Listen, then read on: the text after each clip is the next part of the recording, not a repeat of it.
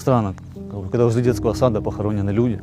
Было такое, что там соседи говорят, что пожилая пара зашла в квартиру и долгое время уже не выходила. Мы заходим в квартиру, они в обнимку так лежат, так и умерли вдвоем. Ну, там, да, им по 80 лет, но они, я думаю, чтобы еще пожили бы спокойно в мирных обстоятельствах. Люди погибали и от холода, и от голода. В основном это были люди-инвалиды, которые просто не могли выбраться там, с 4-5 этажей. Да, когда все разъехались, в доме никого не оставалось. Люди там выпадали с кресел, пробовали как-то выползти, у них не получалось, достать до замков, они так и умирали.